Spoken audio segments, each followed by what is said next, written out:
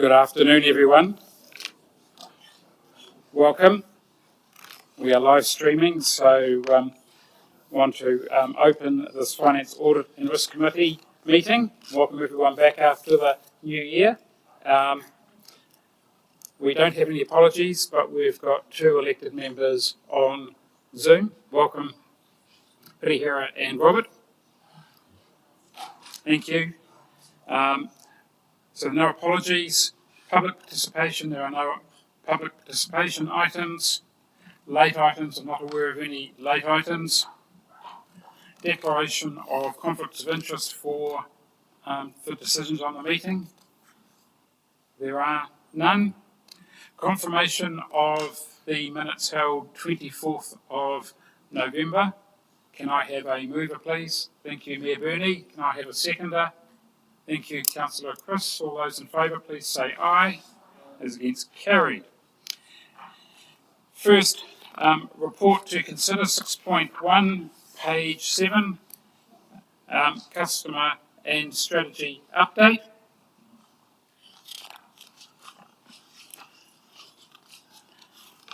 Thank you, ladies. We'll take the report as read. Is there any items you want to either highlight or further information you want to bring to the committee's attention?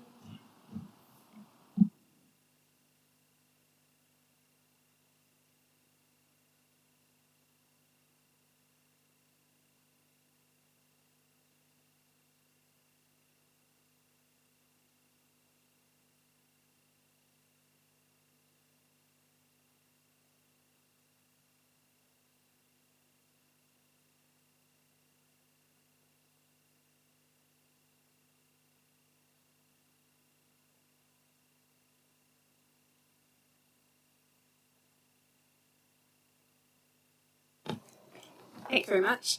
Good afternoon, Chair and Councillors. I just wanted to take the opportunity while presenting this report to thank councillors and the community for enabling the upgrade of the parking meters, which occurred since the last report that came to council. Just wanted to express our thanks and gratitude from the parking team. Since the upgrade, there has been a significant reduction in the amount of work that they've had to do in terms of the complaints relating to paper and the outages of the machine. So I wanted to put that out there. Other than that, Megan and I are here to answer any questions. Thank you. Are there any questions on the report?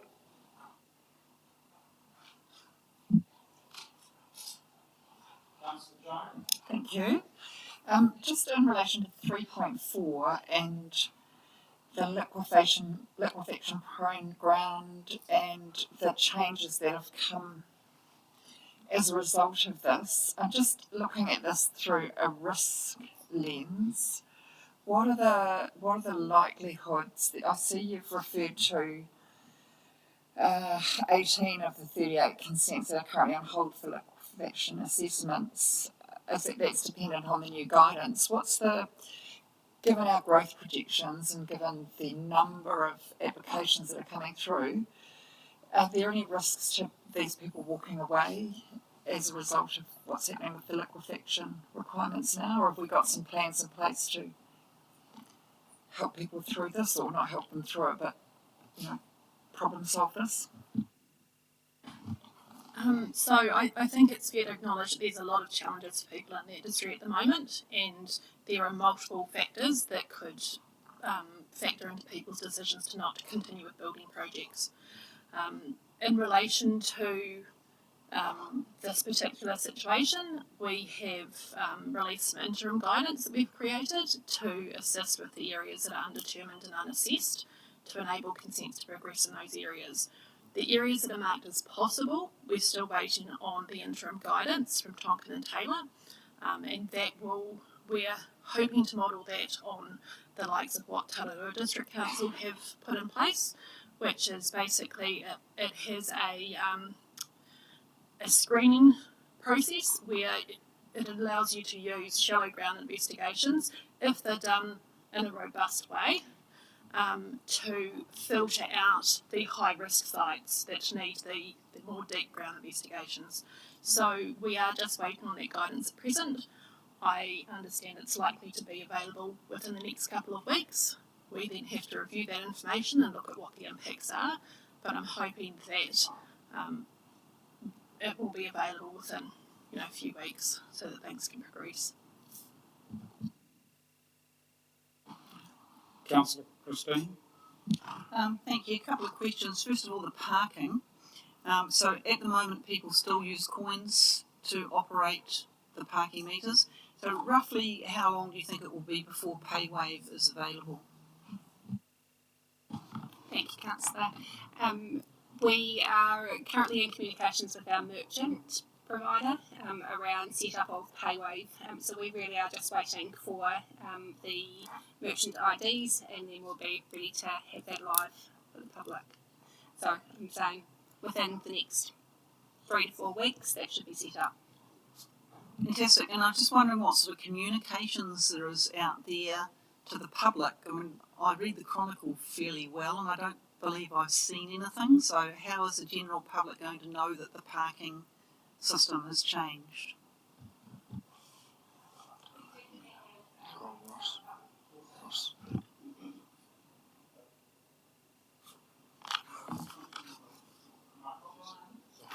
Sorry.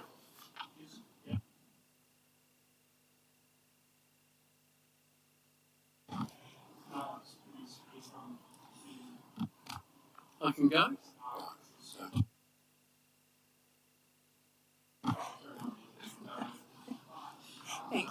Thank you. So we did do some communications that went out in December around the upgrade. The PayWave hasn't yet gone out because we've left that until it's available to the public to use. We did get the information put on our website. I can't confirm whether it did go in the newspaper, but we can certainly correct that with PayWave once it's available. Councillor Ross? Too late on the So I just had another question I wanted to ask. Sorry, and I nipped in ahead of them. Okay. See that subdivision consents are up by 51%. I was just wondering if you would know roughly, how that's distributed around the district, whether it's urban or whether it's rural or whether it's mainly live-in, if you'd have any idea about where. That's a very good question, and I don't have the answer off the top of my head, but I can get that information together and distribute it if that would be helpful. Thanks, Stu. Probably through you. I just wonder whether, following on from Councillor Mason's question around the liquefaction stuff, I just wonder at the right time whether we can get a presentation of some kind, whether it be via briefing or thing, because I think it's something that's certainly coming to the fore a lot of it in the community. I think some of the costs we're hearing are pretty horrendous.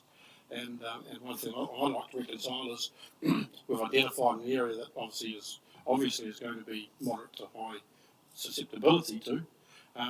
So we acknowledge that, but then we have this individual testing each property too, which again the costs are.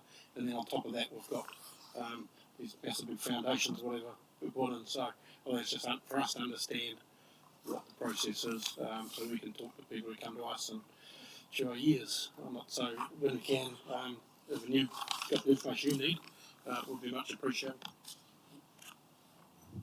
Sorry, can I just provide some comment to that? So we don't have areas that are mapped as medium to high liquefaction. That's the whole reason why people need to do these liquefaction assessments, is because these areas are marked as possible. So those assessments are required to get a high level of information so that we can determine whether they are medium or high, and that then determines what type of foundations are required. Now, the new foundation requirements are completely out of our control. That is all part of the MB guidance that they have now implemented. It was originally for Canterbury, and they've now implemented it nationally. Once Tonkin and Taylor give us their guidance, we are going to be working through a process to train our staff in that guidance, to do some industry engagement around that guidance, and we can most certainly look at what we can do in terms of informing councillors.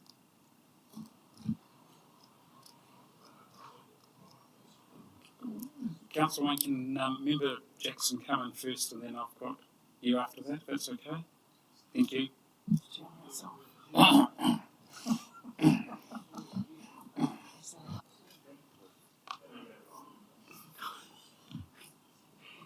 You can see that I'm out of practice. It's been Christmas. 3.4 is this whole extra work that we have to do. Is it going to add much cost for the applicants?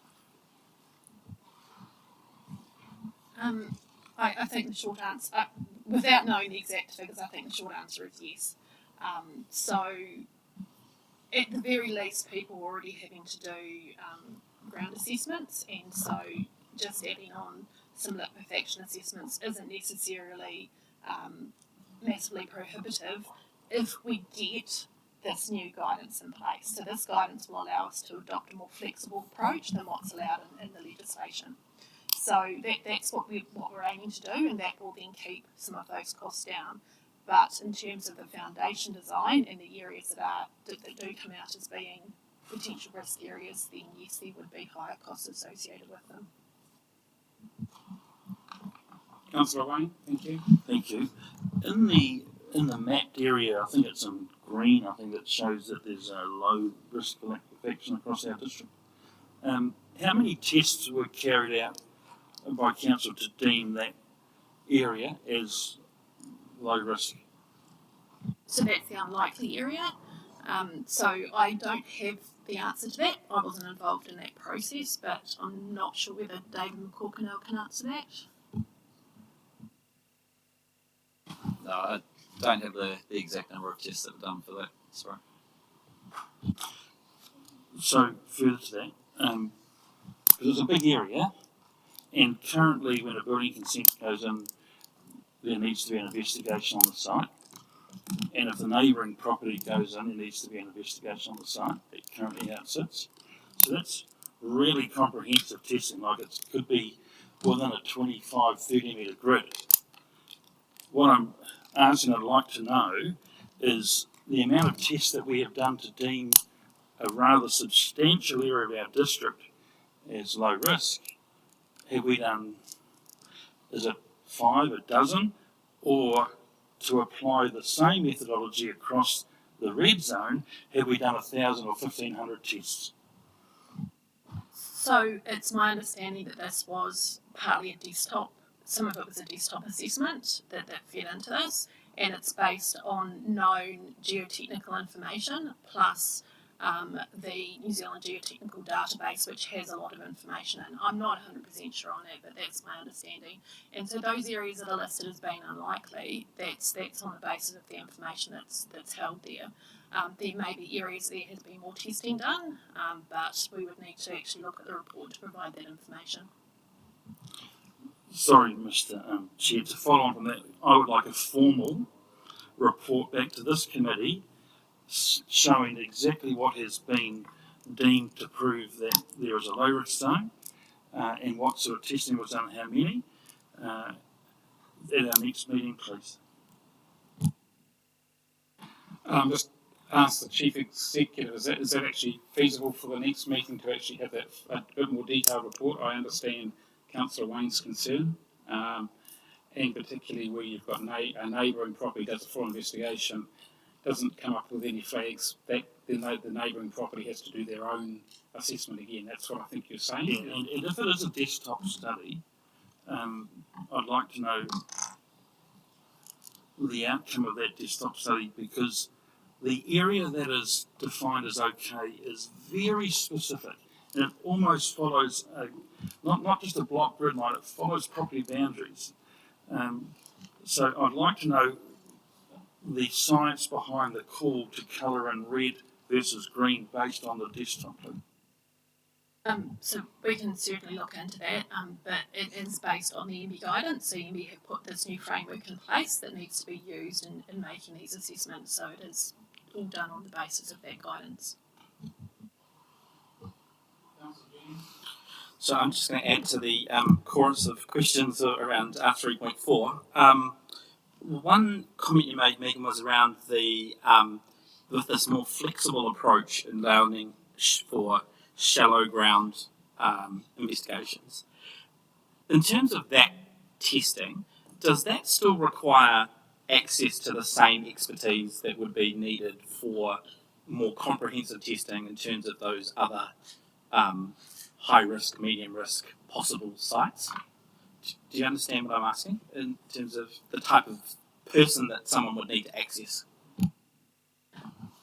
So the type of person who needs to undertake the investigations will really depend on what the likely hazards are.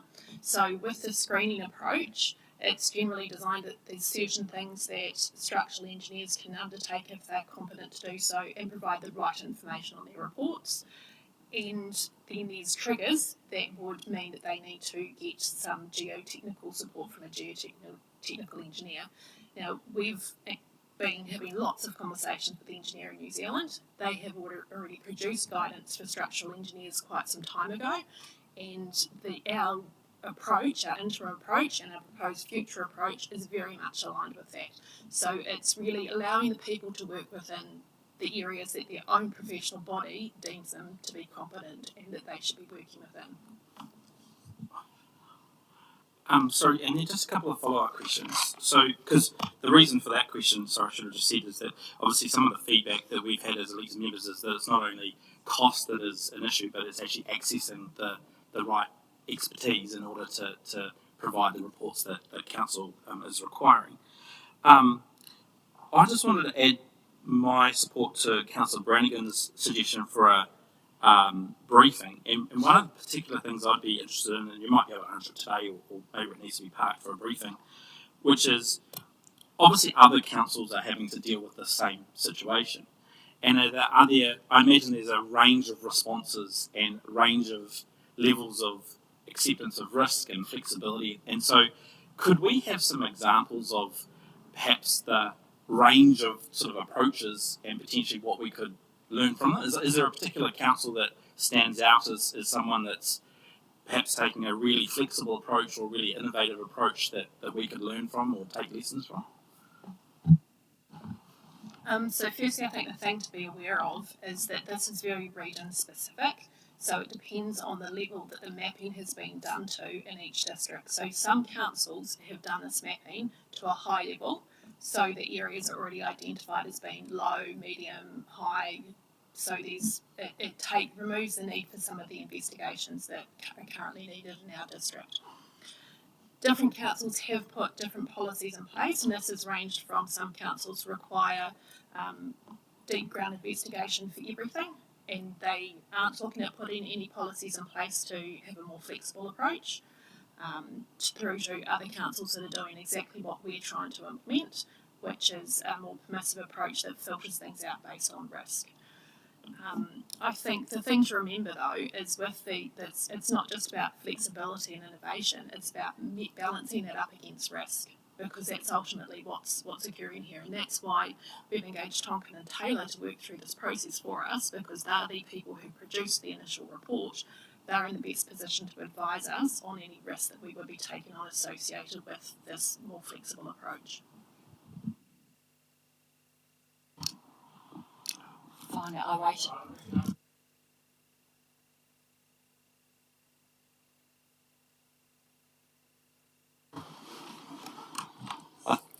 Hearing some of the questions, it's clearly a topic of interest, and I have heard the request for a briefing and would be open to doing that.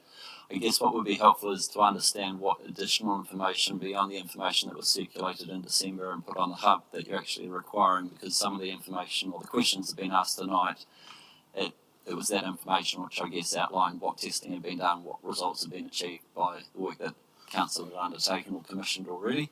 So I guess if it's additional stuff that you're seeking, or if you're looking to perhaps have the technical experts be able to talk in detail to that might influence the timing when we're able to have a briefing or how soon. If it's simply providing that information again and for you to, I guess, be able to discuss that, then that's obviously wouldn't take as long to set up a briefing or a report back to this meeting. But if it's beyond that, then I think we just need to understand what that is, and then we can work out what time frame we might need to pull that together. I probably just have a view in terms of response to that. Then is sort of two components, which is I think last year there was a briefing that was held where I think there was an invitation to sort of consider the council's approach to how it wanted to do this, approach this issue in terms of whether council should take the lead in terms of committing resource to go and do some testing itself. I think that was sort of the nub of the discussion. So I wonder if that part of the briefing could be about revisiting perhaps that proposal or that discussion around what could council's sort of role be in terms of being more proactive rather than requiring individual reports. So I think that's something that's worth consideration. And then for me also probably just part of the briefing would or ought to cover what are the risks around this issue in terms of the 95th percentile growth forecasts, our blueprint, the DC forecasts, all that kind of stuff. So that a more broad discussion around how big an issue is this for us, and does it mean that we should be, what are the flow-on impacts in terms of other parts of what governance should be across in terms of the financials and that kind of stuff. And thank you. Just further to that, a lot of the inquiry that's coming my way is from the local engineers who are really keen to be across this discussion as well, if that's possible. And also, as of yesterday with the risk session that was held, I think it's really important for the table to signal where their comfort level as far as risk on this conversation is, which will potentially influence the outcome. Councillor Victoria, did you have a question? Very quickly. Councillor Mitchell mentioned pay wave, so completely off the previous topic, sorry. Is there a cost to council for that, to actually have that service in place? And if there is, do you have any idea of what that cost would be? The cost will actually be placed back on the customer for the use of pay wave, so there'll be a fee associated with the payment fee.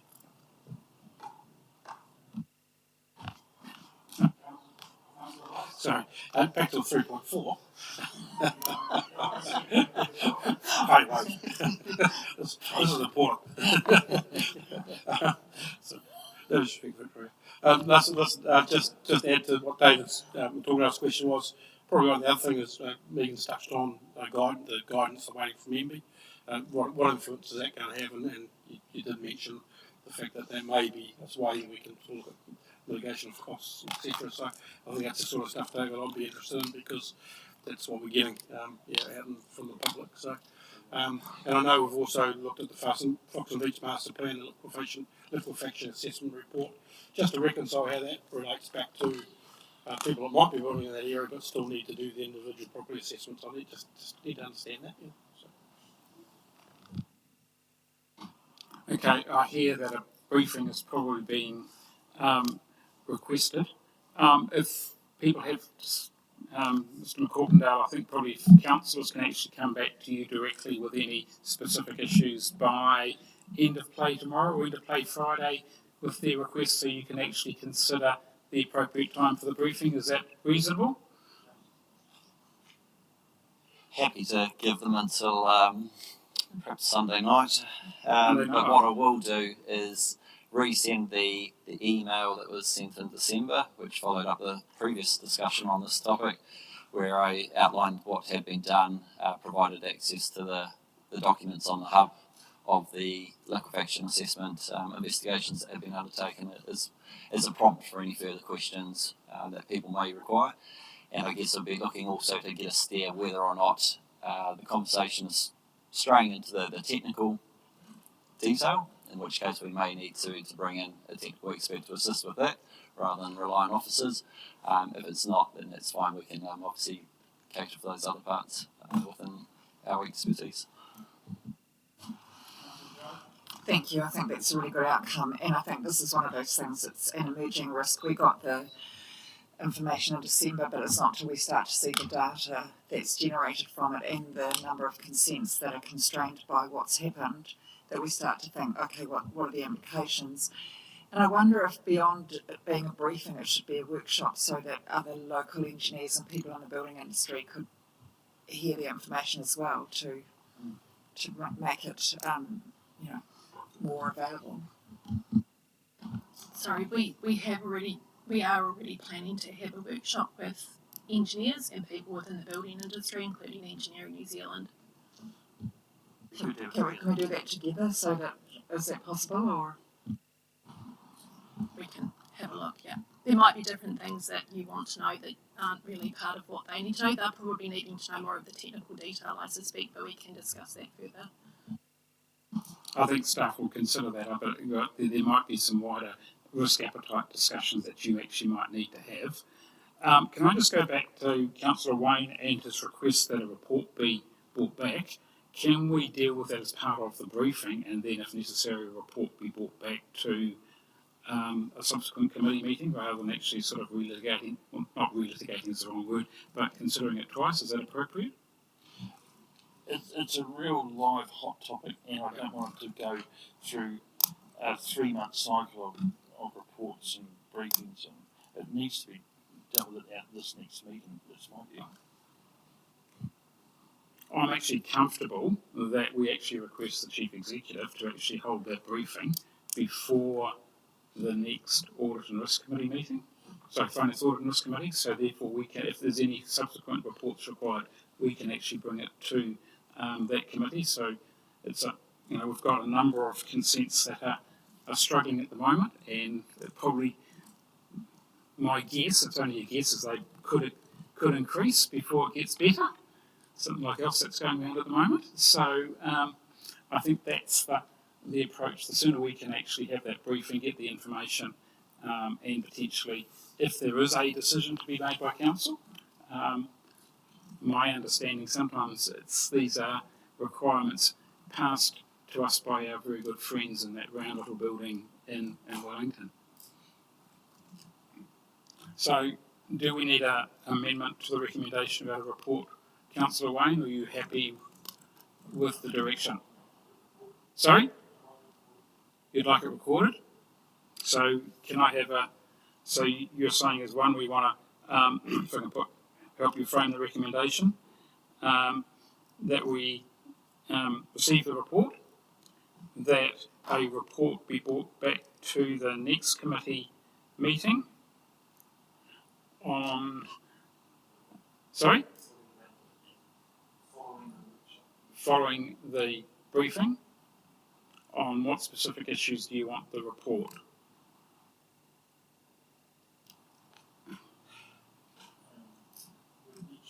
Yeah.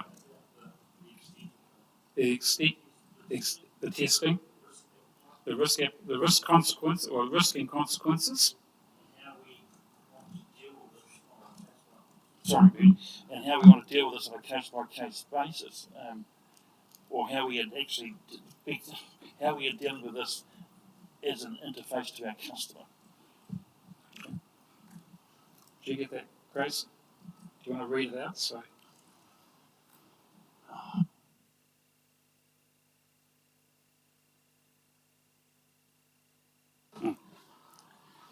What have you? Oh, sorry.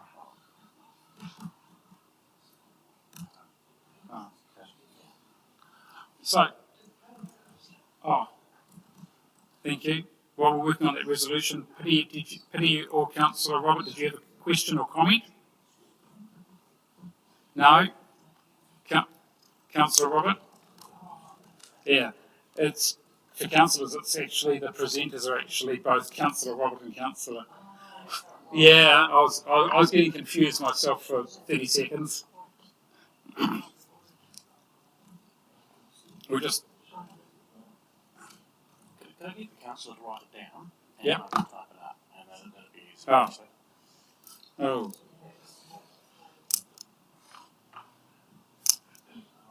Give us some time. Actually, just to assist, Mr. McCorkindo's email to us in December did talk about having a briefing in February, March. So there's probably enough detail in that email to understand what is required, plus what Wayne is requesting. But I hear Wayne actually wants a formal report. So can we have the briefing that is offered is actually locked into a date before the next meeting, Okay. and a report from that briefing is brought to the next. Okay. All right. I think that's okay. So let's make it simple. I like simple. So Councillor Wayne is moving that we receive the report and that a briefing be held prior to the next Finance, Audit and Risk Committee, and in time for a report to be brought back to the 30th of March committee meeting.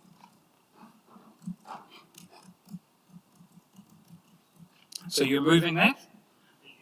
Do I have a seconder? I've got about 3, so I've got counts. Sorry? Well, actually, Member Brian, I was going to call him Councillor Brian for a minute, and I don't want to do that. I think Member Brian actually got it. Sorry? He doesn't want it either? No. Yeah. So, Member Jackson seconded it. Any further discussion on either the report or the resolution? All those in favour, please say aye. Aye. Those against, carried. Thank you. Thank you, ladies. Our project steering group activity update.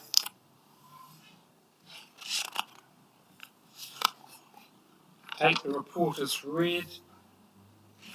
Are there any questions? Do I have a mover for its receipt? Councillor Christine, seconded Councillor Todd. Any further discussion? All those in favour, please say aye. Those against, carried. Next item, Treasury Report 6.3, page 17.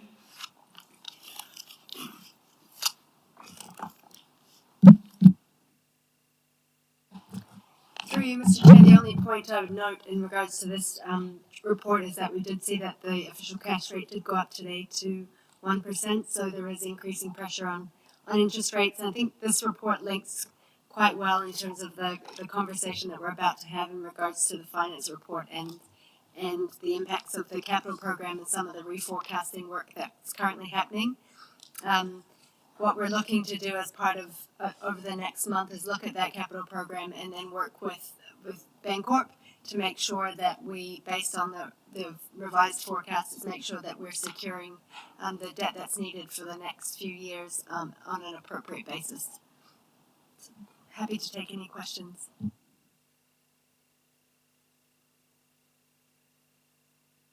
No questions?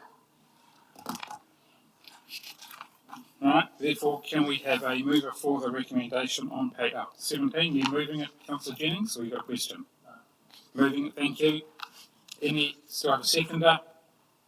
Thank you, Councillor Ross. No discussion. All those in favour, please say aye. Those against, carried. Item 6.4, page 29, financial report. Sorry, my apologies. Work program, sorry, jumping ahead. Work program, I got the number right, the heading wrong, page 29 through 31. Just one point that I'd probably make in regards to this report is that there will be further refinement in regards to what the risk reporting will look like based on the work on the discussion that we had yesterday. And also in regards to the capital program, again referencing the finance report that we'll talk about, is that we will likely have some workshops, briefings, and further reports coming up in regards to the capital program and the impact of over the next few years at a detailed project level to have some more discussions with you. So just to highlight through this report that is expected to happen shortly as well. Any questions? Can I just clarify? So, what, as a result of the workshop we had yesterday, what you're saying, I would actually like to see a risk update at the March meeting, just to saying is it's sort of reporting back of where we are, formally, what we decided, what the work program specifically around risk will actually be in terms of a ongoing process now we've had that workshop. I think that would be a good suggestion on, obviously, depends where we land on the financials, a capital update in detail. Any comments, questions, suggestions? Councillor Jennings? So one thing that was just was apparent to me was that we had talked about delegations previously, and that it's not on this list.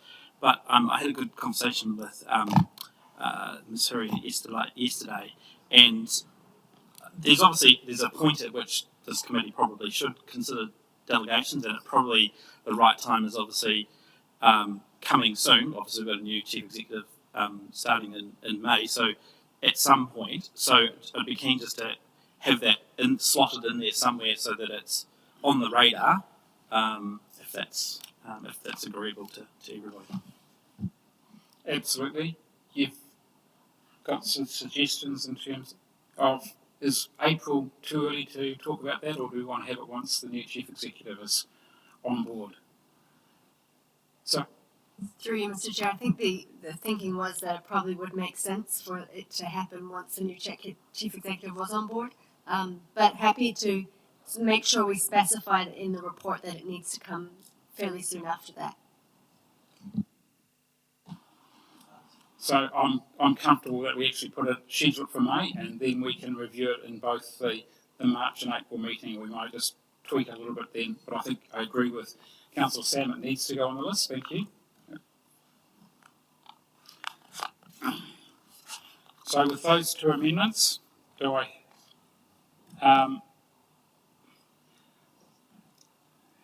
we need to actually just notice that we're receiving the amended work program? Is that appropriate? All right. I'm happy to move the recommendations. Do I have a seconder? Thank you, Councillor Sam. Any further discussion? All those in favour, please say aye. Aye, those against, carried.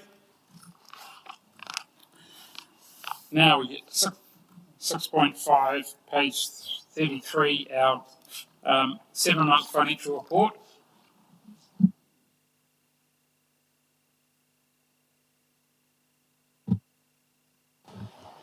So, through you, Mr. Chair, I might make a couple of quick comments in regards to some of the key points in relation to the report, and then I'll hand over to the Chief Executive to just make a few comments as well before we get into the discussion. So, I'm sure most of you have, as you read through, seen some of the key items that I wanted to make sure I talk through today. The first one from an operating perspective is that our operating expenditure is currently tracking slightly higher than the budget so far, but from an income perspective, we have got more income in the door because of what's happening in the regulatory space. So a bit of a change in this report on page 37, you'll notice that we did try to be pretty clear in terms of the forecast from an operating perspective, in that there is some pressure on that. We're currently looking at potentially an operating deficit of up to 477,000. So what we've done through this report is tried to be clear in terms of where that's driven from. So happy to take questions as we work through that. In regards to the capital program, there is some significant change there in terms of what we're forecasting to spend this year. We currently have completed 11.9 million against a total budget of 57. And at a program level, which you'll see starting from page 41, we have tried to describe where that's intended to be, and any flow-on impacts in terms of years 23, 24, 25, and 26. A key thing to note in this report is that's a beginning forecast in terms of what those future years look like. Definitely year 23 looks significantly high at this stage, but the detailed work hasn't yet occurred to be able to allocate that appropriately between the given years. So I guess where to from here, David will touch a little bit on it in a minute, but there does need to be a detailed workshop briefing with you to work through the detail of this, and that needs to happen in the next month. Over the next 2 months, we basically need to agree what that looks like so that we can set an annual plan and be comfortable that the first 5 years or the plan that we're setting going forward looks in line with what we've set in the long-term plan so that it doesn't trigger anything from a consultation perspective.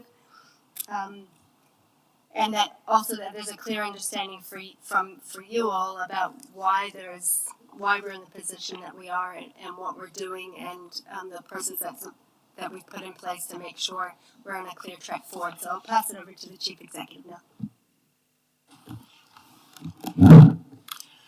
Thank you, Mr. Chair. I would just like to front foot some of the concerns that are evident there around a situation where expenditure clearly is less than what we had budgeted to spend, and just front foot it by saying that is certainly an unacceptable position that we are in, and flowing out from that to assure you that we are urgently reviewing the reasons why we are in that position. More importantly, looking forward, the lessons we can learn, and in part of that process, then realistically, what can be achieved by the end of this financial year. Because clearly here at the end of February, we are running out of runway in terms of between now and the end of June. We have done some initial work, which is leading to the forecast spend here for year end being some 30.7 million. We need to do further work around that in terms of satisfying ourselves that that is achievable. And then equally importantly, looking not only at the annual plan, but the flow-on effect into the out years in terms of implications against the longer-term LTP. The challenge that I have here, or we have here today, is that we need some time to work through the detail to actually be able to provide you with, ourselves initially, and then you in turn, with confidence around the position going forward, because clearly it's not an acceptable situation right at the moment. In doing that, we will also be looking at the implications in terms of things like level of service, in terms of things like implications for growth and our ability to meet that demand. Things such as, are we putting at risk funding that is available from other parties?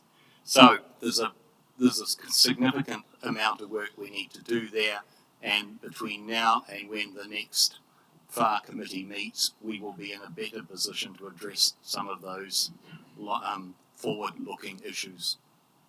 Thanks, Mr. Chair. I open it up for questions and comments.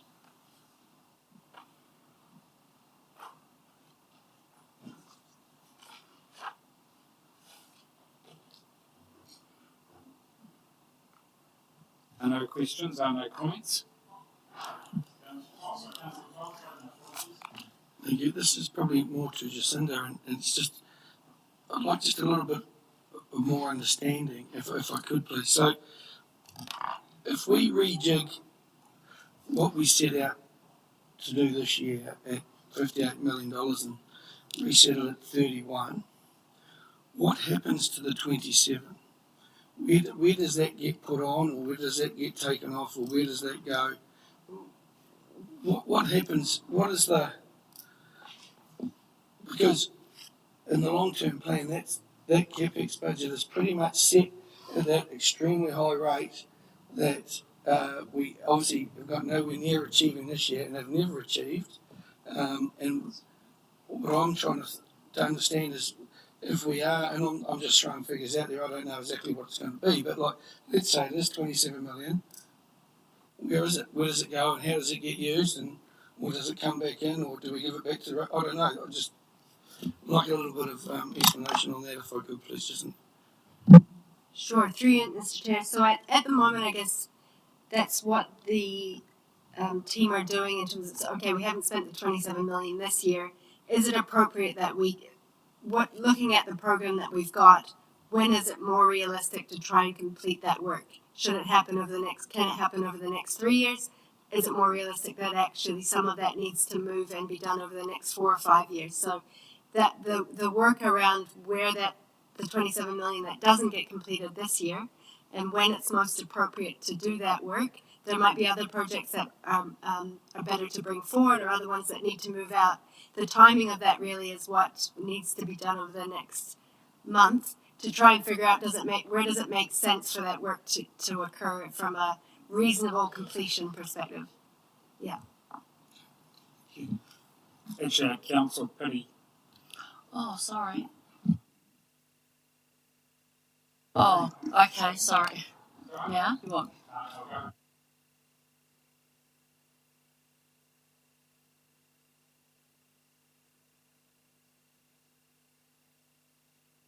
Penny, can you hear us?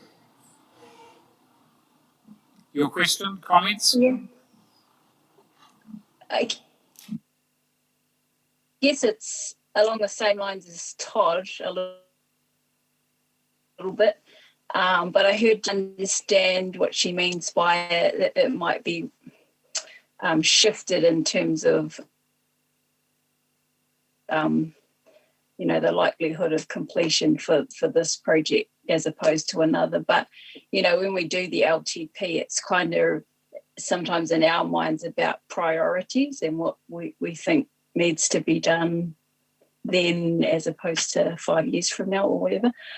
So that's, I look forward to the next report and having that clarification that David spoke of at the beginning. And what I mean by a follow-up from Todd is, how much of that CapEx underspend, whatever that might be by the end of June, is actually rate funded. It might not all be rate funded, but some of that very well could be. And then is that able to be credited to the following year? Because surely we should not double dip and charge ratepayers more for things they've been rated on now and not realising, we're not doing it. Does that make sense?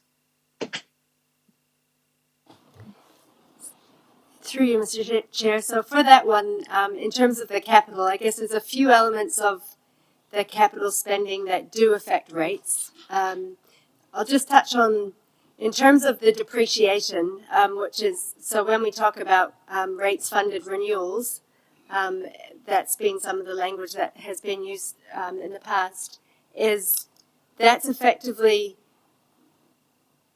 assets are used over the period of their life, over the period of their useful life. And what we aim to do through rates is collect from the ratepayer their share of that asset's use as it works through its life. So in any given year, the renewals won't match the level of depreciation because the renewal cycle isn't a flat cycle, even though we will be collecting depreciation generally on a flat life basis from a rates perspective. But the cycle of when things get replaced is often not that way. It'll be on a cyclical, for example, a treatment plant. When that's replaced, that'll be replaced in a short period of time, but it may be used over 80 to 100 years. So we collect through rates of depreciation, put it away in the bank so that when our renewals are due, we've got that room in the borrowings to pay for that. So and what's important to note as well is we haven't always collected all of the depreciation through rates that we needed to be able to pay for things when they become due. And that's part of the reason why our debt is where it is.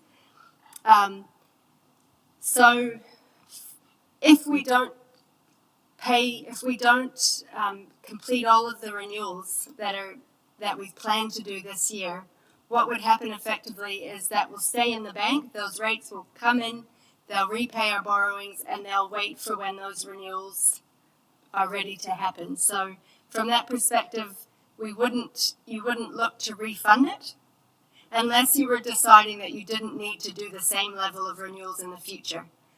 But it is, on the other side of things, if one thing that will definitely happen from an interest is interest. So if we're not spending the capital program, we'll have lower interest, and we have collected that from the ratepayer, and that's an annual operating cost. So from that perspective, this council would have every right to say that they want to ring fence any interest savings, for example, to go towards reducing rates next year. That's something that could be decided absolutely as part of the conversation. Hopefully that's answered what you're...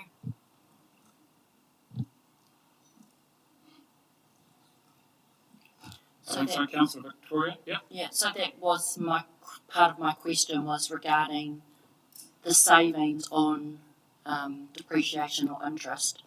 You know, how does that go towards reducing rates for next year, and what would that look like? So that's Look, thank you. I just wanted to acknowledge the comments from the Chief Executive. I think it's clear that obviously there's an understanding of the issue and elected members focus on it.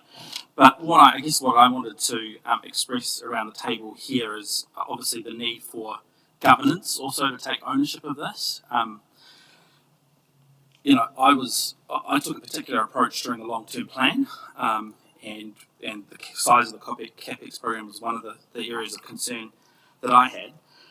But I think we have to take ownership, and we have to really think carefully about what we are comfortable with the organisation doing in this space, and how to respond and react to this. Because at the end of the day, we were warned about this issue. It's in our own long-term plan on page 509 from the statement from our auditor, who, as an emphasis of matters, warned us about this. We had a warning from our own officers around our Standard & Poor's rating. I think that was one of the criteria that's relevant there.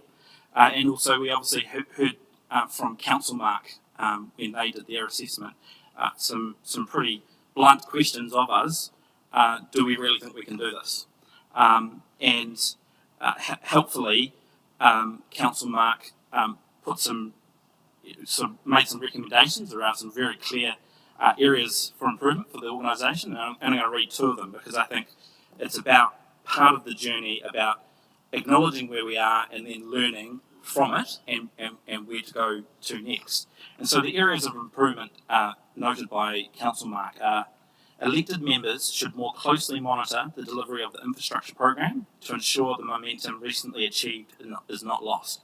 So that was in relation to the previous year where we did hit the target. And improving accountability reporting for both the annual delivery of operational services and the completion of capital projects is desirable. So I guess really in support of the idea of a workshop, and I think that's a really important starting point to really understand what the impact on the range of projects in the LTP is, what's going to need to be deferred, what might change shape or scope, and there may be some difficult discussions around what needs to drop off, what needs to be abandoned, what do we need to bring forward or move around, and I think we really do need to have that detailed workshop to go through and really understand the implications and consequences for specific projects. So really in support of that. Any other comments, questions? Councillor Wayne. I hope I'm not the last person to speak around the table. This is really worrisome for me. The only LTP I haven't signed in for this very reason. The previous councillor said we were warned. Yesterday, Mr. Chair, you gave an example of what was happening in the past at Kaipara. But ultimately, the responsibility landed the council level, at the elected member level. And this is where, yes, it's happened. We can't unravel the calendar and wish it away. It's reality, but going forward we need to address this. And yes, I'm super keen to have that workshop. I think it's worth publicly noting that some councillors really have some concerns about this and have taken action, had a meeting about this with the Chief Executive. And the commitments were made at that meeting that there was going to be some action. But what about the governance group? I'm hoping that we aren't out of question, seriously, because the responsibility is ours. And Mr. Mayor, we need to have an elected member only session to have a bit of a look in the mirror at what's going on here. Because carrying on with this, we're in a $200 million hole over the life of the LTP.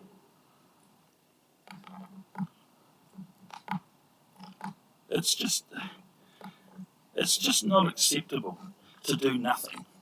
We were warned, and we were warned again by externals coming in here saying, are you sure? Are you sure you can make $58 million?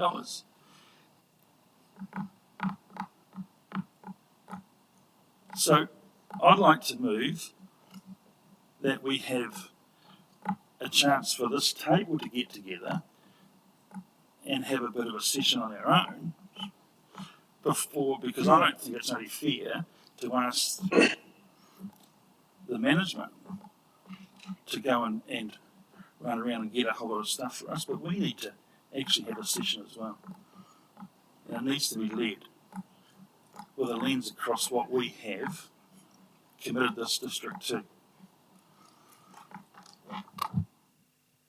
Thank you, Councillor. That's a good suggestion. However, can I just make a suggestion? I actually agree with you. Actually, I wonder, and I'm looking to the Mayor, whether it would be appropriate to have that member-only session after the Chief Executive has actually presented the information. So you're actually having that discussion on an informed basis.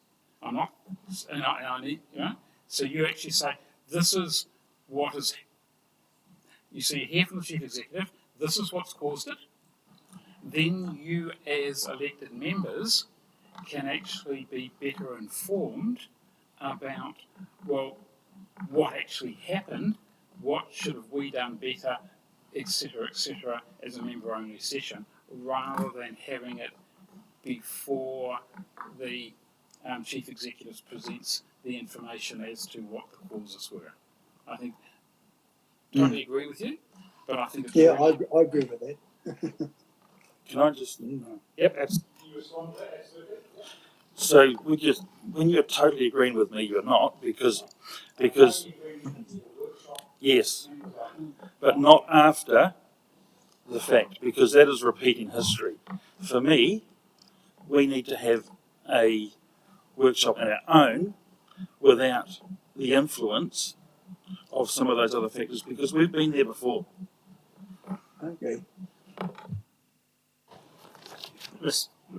Chair, is it a case of two elected member only sessions? One that is focused on a post-mortem and one that's more forward-looking, that's perhaps after the opportunity to digest the workshop? I think that might be a reasonable way forward. It's your decision, right? Not decrying that at all, but I think Councillor Sam has come up with an idea. Mayor Burney, have you got a comment? I have, and look, I have no objection at all to elected member only time to discuss what Councillor Bishop is proposing. My only concern is that we need to understand what the outcome of that meeting were. We seem to be going back to revisit previous decisions without really having the understanding of what the data that may be coming to us over the next month. And I totally agree that we need to thrash some of those things out, but I would like some purpose about the point of that meeting without that data. I think it's clear in the report, Mr. Chair, that we're being forced to revisit some of those decisions we've made. It's in the report.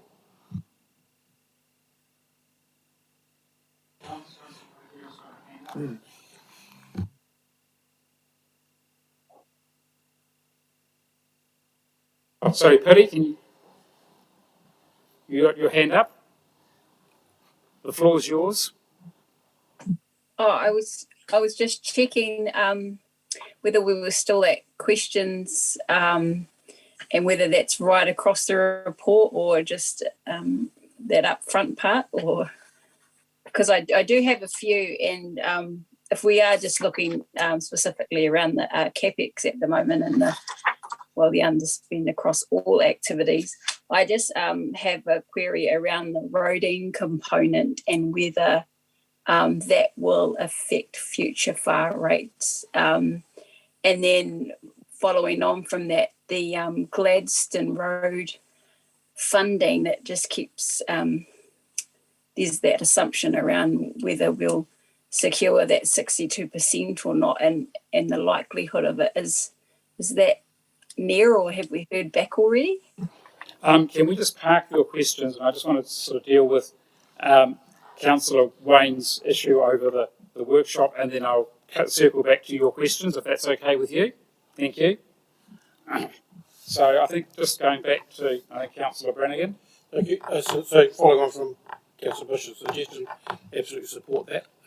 Perhaps what I'd like to see is and probably it's on this meeting, but it will be, if councillors feed into an agenda for that meeting, rather than us debate that thing here, to agenda the meeting through Councillor Bishop and the Mayor, and we can schedule that ourselves. So I think we all need to buy into that, and like Councillor Jennings said earlier. Thank you. So you eat. All right. So that's the plan. All right.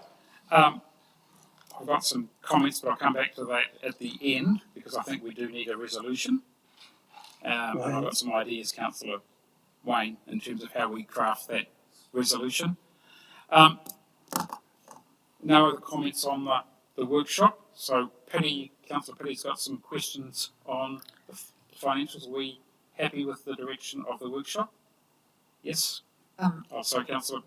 Look, I support it, and obviously I don't want to go back and relitigate the decision. We took the decision based on the advice of officers, and I recall we were, advised that there would be catastrophic failures of infrastructure if we didn't set this lofty target, and yet we're not achieving them, and where are the catastrophic failures? So, and thinking about risk, so yes, we do need to have those discussions, and as a governance group, understand, where our direction takes us as a whole. But I want to be very clear what we call that. It's not a workshop because it's not open to the public, or is it open to the public? We need to be have absolute clarity around that if we're setting it here in this meeting. I don't think we're actually sitting it here in this meeting. My understanding it will be a briefing, and then from that briefing there will be a formal report with recommendations and a position. I don't see it. So I think there's and by having it as a briefing, it's a free and frank discussion.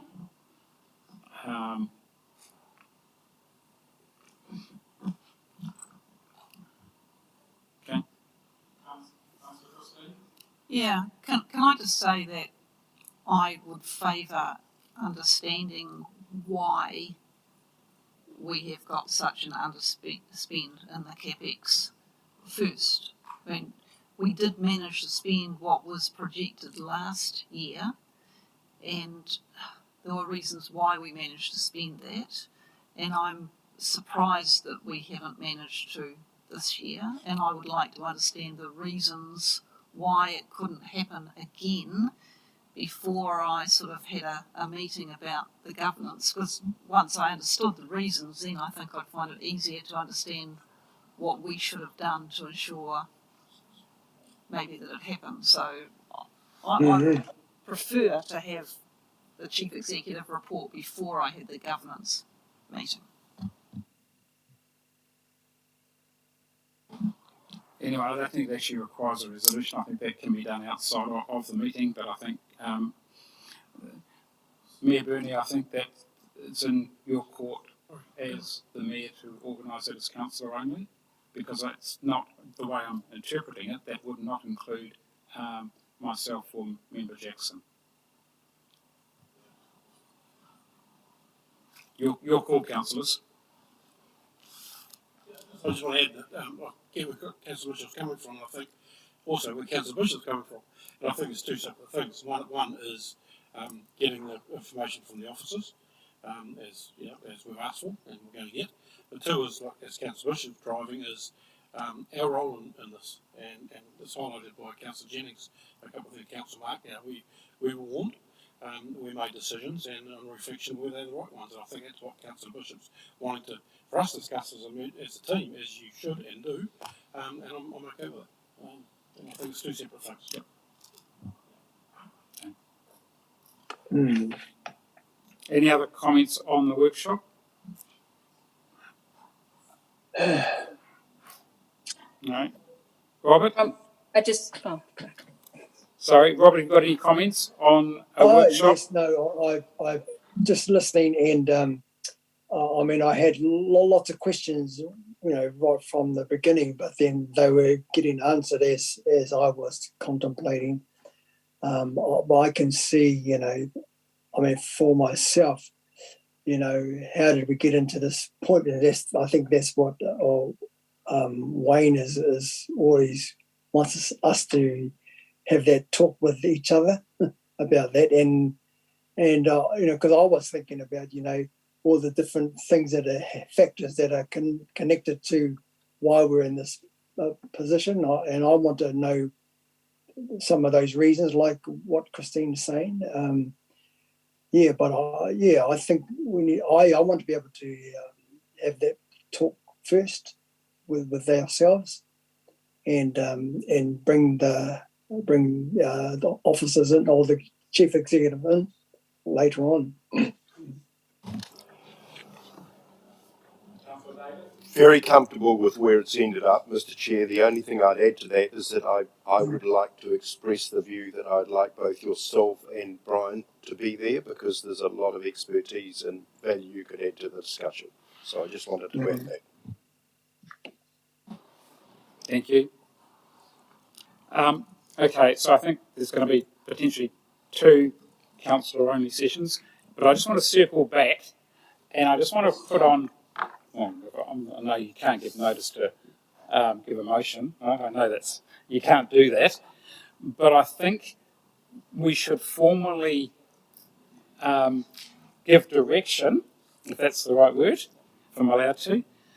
Then I think that that briefing that the chief executive will present when he does the presentation, giving Grayson the time to craft the resolution, that we should actually be informed of the reasons for the underspend to date, what intervention options are available,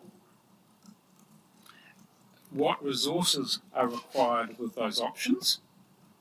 But I also want to know, it's been talked about, that we said that if we don't spend this capital expenditure, there will be some consequences. So I want to understand, by not spending the capital expenditure when we said we were going to, what are the implications for our levels of service, i.e., does it increase the risk of failure, or are we going to sweat the assets more? What is the impact on growth? Are we going to be able to actually service the properties that we in our growth forecast? What is the impact on our funding partners? Are there any outstanding commitments that we have made, particularly to DIA, regarding commitments to spend the water stimulus package and the other that we may actually have to get back if we don't spend it? Right? And what's the implication on debt? No, I don't want to give it back. That's the last thing I want to do, Councillor Jennings. But that to me is about the framework of the briefing. That's what I'd like to see. Does anyone else, Council? I've got Councillor David, then I've got Councillor Wayne. We're sharing. Want to keep costs down? First of all, if I could just talk about the council only debriefing. From my experience, boards often do that, where they'll sit around and have a very honest discussion about their own performance. I don't think you want to be too hard on yourself, because I think there were a lot of questions asked at the time of the long-term plan about the ability to deliver. And I think probably all the right questions were asked, and as I understand it, you got assurance that it could be delivered. It's gone off the rails, and so the workshop, as you just determined, is the right way to go. But I don't think you want to be too hard on yourselves, but have a really good discussion about it. It's nice to do that anyway. Can I add a couple of items onto the agenda? So we're in extraordinary times, and why I don't want to throw that out as a crutch or an excuse, it does have implications. So we need to cover potential cost escalations due to delays in projects, because we've got huge price increases across some material classes at the moment. We say that council stuff is tied to the oil, not the CPI, but more like the oil index, and with what's going on over somewhere near the Kremlin at the moment, oil is looking like going north at a great rate of knots. But a genuine look at what is our capacity to deliver an amount per annum. You know, we high-fived ourselves last year with a record spend of 34 million, a record. And in the very next breath, we've gone to 58 and 54 and 50 forever. Like, come on.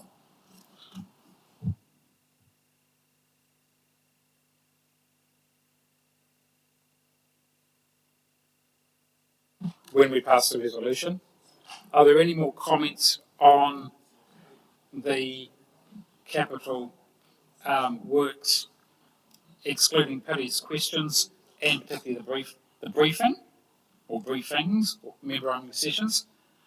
All right, we'll just circle back to, all right, we'll just park the resolution, because we'll deal with that at the end. Paddy, you had some questions, other questions on the financials. The floor is yours.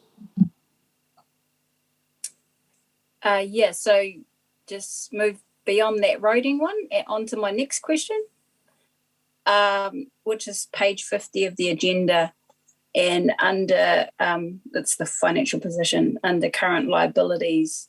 The end of June budget is 10 million for borrowings, but at the end of this, or January, it's at 28. I wonder what the note for variance is.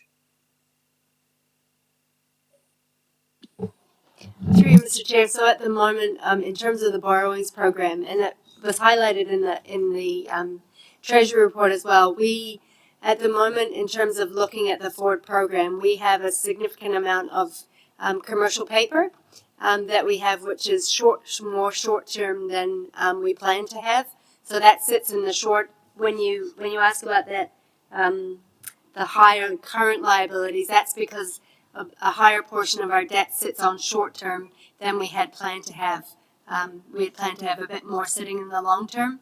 But what we hope to do is, once we understand when we understand the more realistic capital program in terms of the next 2 to 3 years, then we will look to set that into longer term debt rather than shorter term debt. So that's what's driving that difference. Thank you. The next is page 64.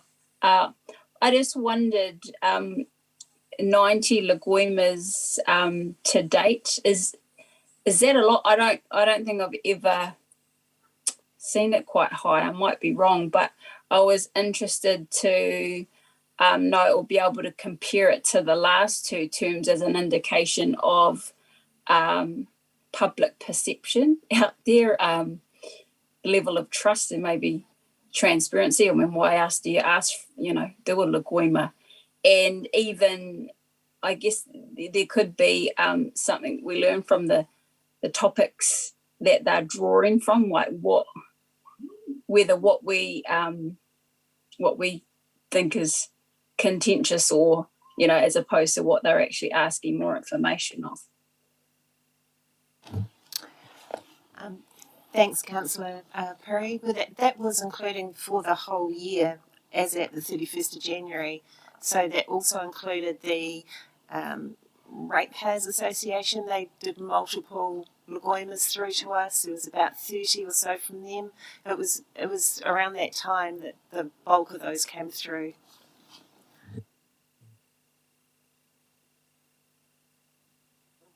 Is you know, gathering that kind of data or compare, is that easy enough to do, or if it's just too much, well then I won't pursue it, but I thought it could be helpful. My next question, I'll follow up with you later maybe about that. Page 74 under water. Now, yeah, I realised we had level 2 water restrictions, and it's pretty much because people should be using 300 litres per day, but we got as high as 446 litres per person per day, and then an average of 376. So I think it's about a 20% increase, and I want to understand whether that's on our current, like if they've got the or who's setting the population? Is it what we know, or what Stats NZ say it is? Is that what we're comparing to? And could it be that it's not individuals using that much water, it's actually the leakage, which it's is the next not achieved target? Or could it be just the increase in trade demand?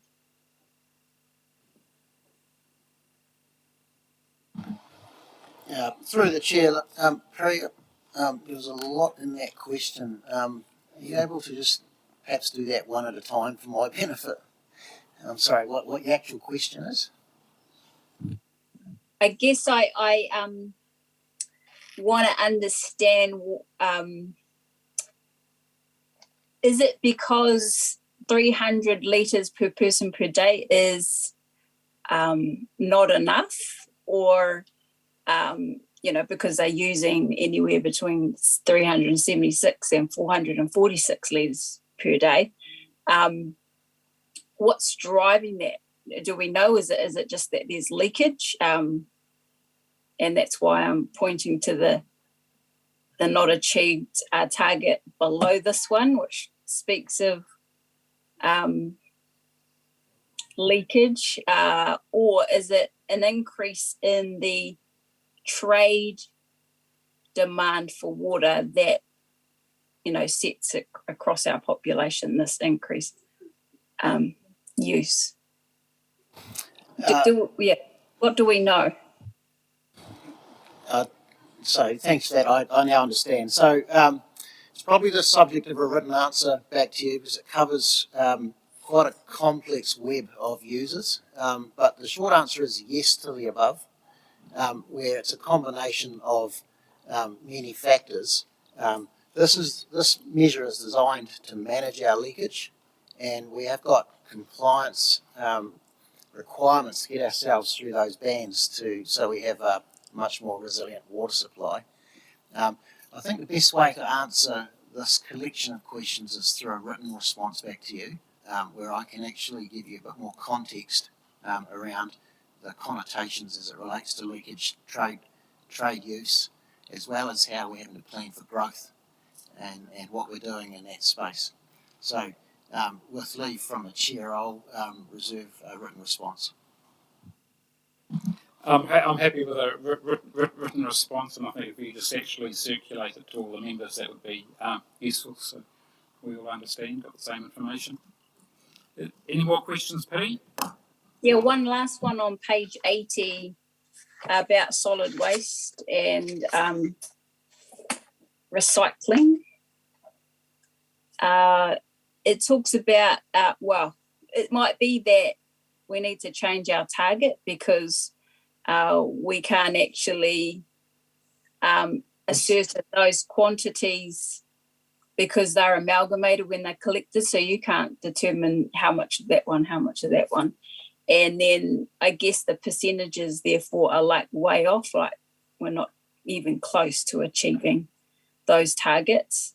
So my questions would be, how are we going to address this, and when? By when?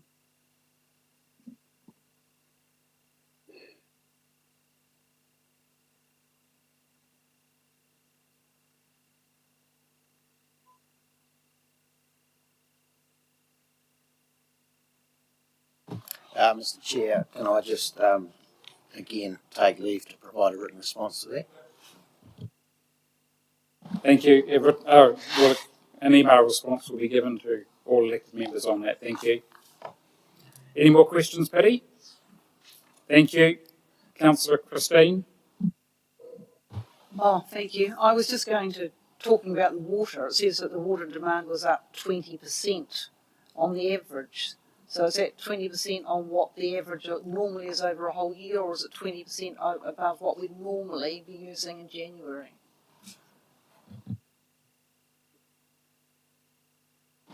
Do you want to cover that off, Mr. Maguire, in your written response? Thank you. Right, any further questions on the financial report and the non-financials? Right, so I'm going to defer to my learned friend on my left, and we'll see if we can craft a... Yes, looks about right. Now, my question... the questions I don't think we... Now, I'll just... I don't think we actually need a resolution on the briefing, and I don't think we need a resolution on the members only session unless there is a specific desire by council to actually record that.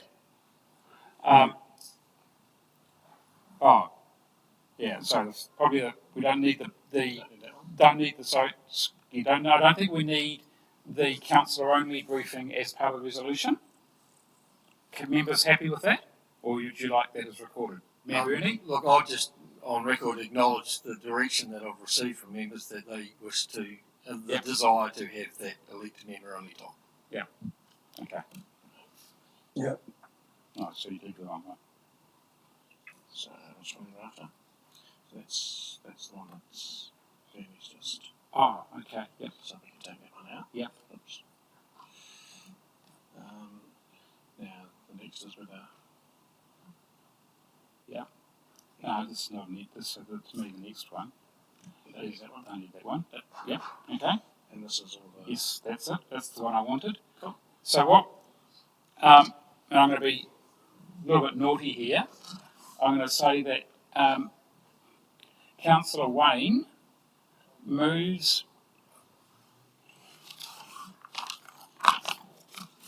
Oh, yeah, understood. Moves 2 point. Yeah, absolutely. Yeah, good idea. Moves to 2.1. Right? Right? It's 2. Right? So. Yep. And so. Sorry, take your time. Yeah. Bishop. Yep. Moved. And I'll read it out. Yep. So Councillor Wayne. Yeah. Moved that we receive the financial report, that the committee directs the Chief Executive to provide a briefing to councillors on the reasons for the underspend of capital expenditure to date, the interventions required to address the underspend, resources that are available to meet those interventions, consequences on levels of service, impact on ability to meet our growth projections, impact on meeting our funding partner obligations. So if we're receiving a subsidy. Impact on debt. What is the potential cost escalations and how that might be managed? And then I think the last one was a genuine look at our capacity to deliver. But I think I've covered that off in the resources required. So, you happy with that, Councillor Wayne?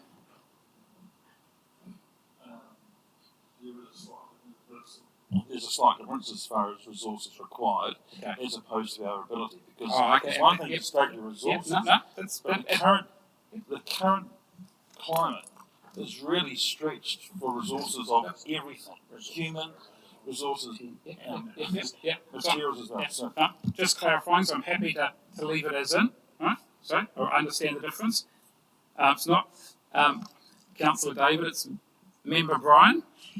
Could we just add an updated cash flow to go with that?